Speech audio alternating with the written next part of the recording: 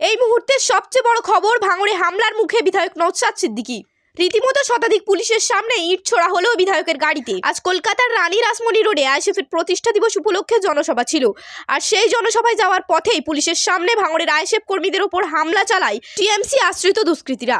কর্মীদের সুরক্ষা নিশ্চিত করতে ঘটনাস্থলে এসে উপস্থিত হন বিধায়ক নওশাদ সিদ্দিকী।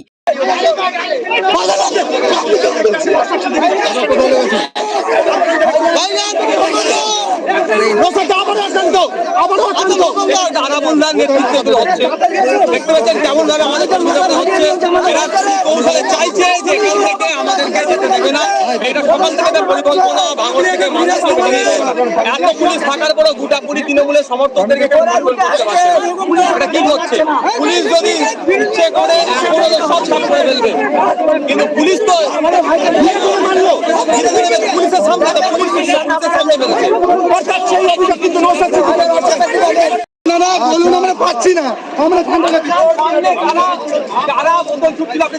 আমি দেখে নিয়েছি। আপনি একটু গাড়িতে উঠে আপনি উঠবেন না, তখন আমি কিভাবে অ্যারেস্ট করবো? আপনার সামনে বোতল ছুটছে করছেন, আপনি যান তো, আপনি যাবেন তখনই তো আমি করবো। আপনাকে প্রোটেকশন করে দেওয়া আছে। দেখুন আমি বলি আছে কি আছে? অবশ্যই আছে। আমরা যাচ্ছি, আমি যাওয়ার পরে আমার কোনো কর্মীর না কোনো অসুবিধা হয় না। আমি আছি না এখানে। এই রাস্তায় যাবো, এই রাস্তার ফাঁকা করে ঘটনার সূত্রপাত হচ্ছে গত রাত থেকে আরাবুল্লাহর নেতৃত্বে গাজীপুরে আমাদের কর্মীদের উপরে মারধর করে, মাথা ফাটাই, ফায়ার করে, বন্দুকের গুলি ছোটাই, বোম ফাটাই। ফ্যান তো হয়নি। সকালবেলা আমাদের কর্মীরা যখন যাচ্ছিল, এখানে দাঁড়িয়ে একটু চাটা খেয়ে একসাথে বার হবে বলে প্রস্তুত নিচ্ছিল, ঝুলুদা এবং খয়রুল্লাহর নেতৃত্বে নির্বিচারে আমাদের কর্মীদের মারধর করে, অনেকটা মাথা ফাটায়। এবং পুলিশ থেকে দাঁড়িয়ে থেকে অবাক হয়ে যাচ্ছি, পুলিশ দাঁড়িয়ে থেকে নীরব দর্শকের ভূমিকা পালন করছে। আমার কাছে খবর যাওয়ার পরে থানাকে বলার পরেও সেই রকম উপযুক্ত ব্যবস্থা না নেওয়ার জন্য, এবং এখানে নির্বিচারে বাইক টাইক ভাঙচুর করেছে, দোকান ভাঙচুর করে নিজেদের অফিস নিজেরা ধরিয়ে দিয়ে এই সমস্ত যে চর্যাগতা তৈরি করেছে। এর জন্য আমি মনে করি কাশীপুর টিএমসি থানার অফিসার যারা দায়িত্বপ্রাপ্ত যারা আছেন তারা অনেকটা দায়ী।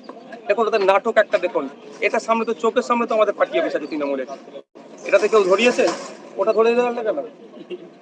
ধরানো ধরলে তো এইটা ধরো তো আইএসএফের কর্মীরা। নাটক মানে বুঝতে পারছেন? ওরা নাটক করছে। টিএমসি তো আপনাদের কর্মীদের উপরেই অভিযোগ করছে। ওরা তো অনেক কিছু বলবে, আমি তো উদাহরণ দিচ্ছি। এখানে দেখুন তৃণমূলের পার্টি অফিস, এটা দেখুন ওটাও তৃণমূলের পার্টি অফিস। তাহলে ওইটা জ্বলছে, এটা জ্বলছে না, এটা তো চোখের সামনে। এটা তো আরো বেশি জ্বালানো দরকার যদি কেউ জ্বালায়। আইএসএফের সমর্থকরা ওরা বাঁচার জন্য যে কাণ্ড ঘটিয়েছে, বাঁচার জন্য এই ধরনের করছে। তবে একটা কথা আমি বলে যাচ্ছি এখানে টিএমসি থানার ওসিকে, যদি তারা খায়রুল্লাহ এবং জুলুদার নেতৃত্বে যে ঘটনাটা ঘটে এদেরকে যদি অ্যারেস্ট করে, তাহলে কলকাতাতে আমরা যাচ্ছি রাজ্য কমিটির সাথে মিটিং করে গণতান্ত্রিক প্রক্রিয়ায় কি আন্দোলন করতে হয় সেটা পঞ্চায়েত ভোটে। কিন্তু অবাক করা বিষয়, পুলিশের সামনেই আবারও হামলা চালানো হয় বিধায়কের গাড়িতে। গাড়ির কাঁচ ভেঙে গুড়িয়ে দেওয়া হয়। এই সমগ্র ফুটেজ লাইভ রেকর্ড হয় নওশাদ সিদ্দিকীর অফিসিয়াল ইউটিউব চ্যানেল থেকে। আরাবুল ইসলাম আপনারা গ্রেফতারের দাবি জানাচ্ছেন। যদি আমি ভুল করে থাকি আমাকে গ্রেফতার করবে। আর আরাবুল ইসলাম গত রাত্রে যে বোম ব্লাস্ট করেছিল, 4টে শুনের গুলি চালিয়েছিল, ওর জন্য কি হয় সেটা আগে প্রশাসনের কাছে আমরা লিখিত দিয়েছি, সেটাই করুন। আপনাদের বিরুদ্ধে তো অভিযোগ পার্টি অফিস ভাঙচুর। দেখুন আমরা ওই রকম কাজ করি না আর করবো না। আমি মাইক ধরে বলেছি ভাই চলুন শুনে একটা বলি, এই কাজ না দিয়ে যাবো, আমার গাড়িতে না একটা কাজ হয়। আপনি চলেন, পুলিশে করছে, চলুন আমরা গাড়িতে না একটা, গাড়িতে যদি কাজ হয় কিন্তু নেমে যাবো। আচ্ছা চলেন, আচ্ছা গ্লাসগুলো তুলে দাও। না কাঁচা খোলা দাও তো সাউটিং করো না। শুনুন, আমি এখানে এসেছিলাম, আমাদের লোকজনকে জ্যাম করছিল, পুলিশ দাঁড়িয়ে থেকে ডিস্টার্ব করেছে, তার থেকে নিয়ে পার করে দিয়েছি। এলাকাতে বিশৃঙ্খলা করার চেষ্টা করছি, আমি গাড়িতে হামলা হিট লাগে। চলুন না, আপনি যাচ্ছেন না, চলুন। হ্যাঁ বলো, এই গাড়িতে উঠে সবাই গাড়ি ছেড়েছে। চলুন, এই দেখুন। হ্যাঁ হ্যাঁ গাড়ি ছেড়েছি, গাড়ি ছেড়েছি।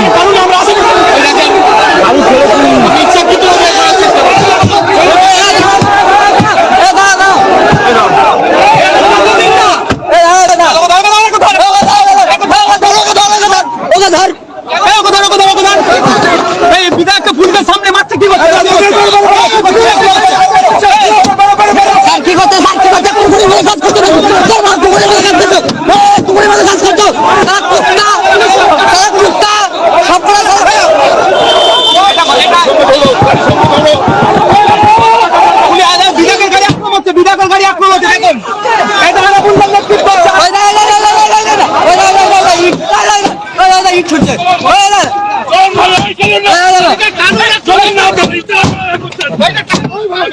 এই গেট খুলে দাঁড়াও দাঁড়াও দাঁড়াও দাঁড়াও দাঁড়াও দাঁড়াও দাঁড়াও দাঁড়াও দাঁড়াও দাঁড়াও দাঁড়াও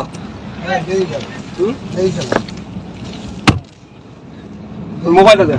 এ ভাইরা মোবাইল দাও ভাইরা মোবাইল দাও হ্যান্ড ফোন আছে আপনারা স্ক্রিনে দেখতে পাচ্ছেন কিভাবে বিধায়কের গাড়িতে রীতিমতো শতাধিক হ্যালো। পুলিশের উপস্থিতিতে ইট ছোড়া হচ্ছে। গেট খুলে দাও